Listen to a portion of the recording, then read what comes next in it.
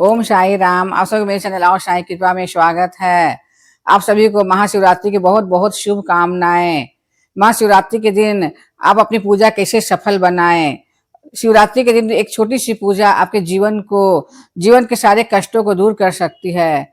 तो मेरे वीडियो में अंत तक बने रहिए। मैं पूजा की सारी विधि बतलाऊंगी। शिवरात्रि के दिन पूजा करने से जाने अनजाने में किए गए पापों का नाश होता है और आत्मा शुद्ध हो जाती है। शिव की उपासना करने से मन बहुत ही शांत रहती है और भगवान शंकर का आशीर्वाद बना रहता है।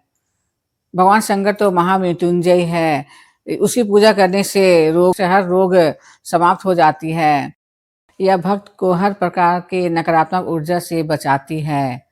शिव तो आशुतोष है जो शीघ्र ही प्रसन्न हो जाते हैं और अपने भक्तों के ऊपर कृपा दृष्टि बनाए रखते हैं। शिव और शक्ति का मिलन प्रेम और समर्पण का प्रतीक है। शिवरात्रि के दिन पूजा करने से अविवाहितों को सुयोग जीवन साथी मिलता है और गृहस्थ जीवन बहुत ही सुखी बनी रहती है।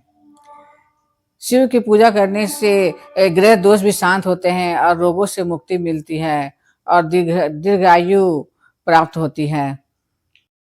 शिवरात्रि पूजा की पूरी सामग्री ही अभिषेक के लिए कच्चा दूध, दही, शक्कर, घी और शहद और शुद्ध जल रखे। अब पूजा के लिए सफेद चंदन, भस्म, सफेद फूल, बेलपत्र और भांग, धतूरा, जनेऊ, आक का फूल और अक्षत रखे। अक्षत पूरी गोटी होनी चाहिए। अगरबत्ती, घी, धूप और दीप। और पूजा करने का विधि है, आप शिवरात्रि के दिन सुबह सुबह जल्दी उठकर और स्नान करके शुद्ध वस्त्र पहन लीजिए और पहनकर और एक लोटा में शुद्ध जल रखिए और एक लोटा में पंचामृत बना कर रखिए और हाथ में जल और थोड़ी सी अक्षत लेकर पहले शंकर भगवान के सामने संकल्प कीजिए कि मैं आपकी पूजा कर रही हूँ, तो मेरा पूजा स्वीकार कीजिए और अपना आशीर्वाद बनाए रखिए। अब मेरी पूजा सफल हो, ऐसा करके आप संकल्प करके और फिर आप पूजा कीजिए। तो सबसे पहले आप शुद्ध जल से भगवान शंकर का स्नान कराना चाहिए। स्नान कराने के बाद फिर जो पंचामृत बनाए हैं उससे अभिषेक कीजिए। अभिषेक जब करेंगे तो मन में ओम नमः शिवाय या महामृत्युंजय मंत्र का जाप करते हुए अभिषेक करना चाहिए। अभिषेक करने के बाद फिर उसे शुद्ध जल से उसे साफ कर देना चाहिए। साफ करने के बाद फिर उसे वस्त्र के रूप में मूली धागा या जनेऊ पहनाइए और सफेद चंदन से त्रिपुंड तिलक कीजिए।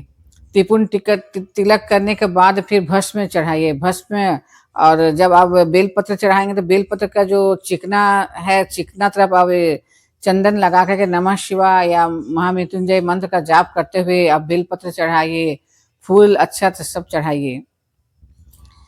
चढ़ाने के बाद फिर भोग लगाइए। भोग में ऋतुफल या दूध से बनी मिठाई उसे आप भोग लगाइए और धूप दीप दिखा दीजिए।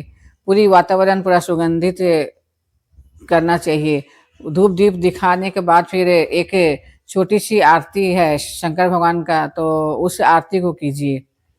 आरती करने के बाद फिर सभी पूजा हो जाने के बाद आप शिव चालीसा भी आप पढ़ सकते हैं। शिव चालीसा पढ़िए या नमः शिवाय का जाप करिए बैठकर वहीं उसी स्थान में। और भगवान शंकर को कभी भी सिंदूर और मोली नहीं चढ़ानी चाहिए और तुलसी पत्र भी नहीं चढ़ानी चाहिए। सभी पूजा हो जाने के बाद फिर आप उसकी परिक्रमा कीजिए। जहाँ से जलाधर है वहां से वापस से फिर घूम के आना चाहिए। वो जलाधर को लांघना नहीं चाहिए।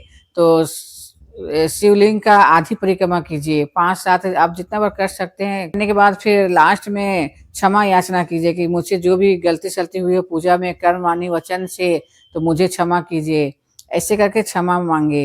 यही शिवरात्रि के दिन पूजा करके आपकी पूजा बहुत ही सफल और हर मनोकामना भगवान शंकर पूरी करेंगे, आपको आशीर्वाद देंगे, कृपा दृष्टि बनाए रखेंगे। सत्य ही शिव है और शिव ही सुंदर है। शिव की भक्ति में वह शक्ति है जो शून्य से अनंत तक का मार्ग दिखाती है। आप सभी को महाशिवरात्रि की बहुत बहुत शुभकामनाएं। आप सभी पर भगवान शंकर का कृपा आशीर्वाद बना रहे।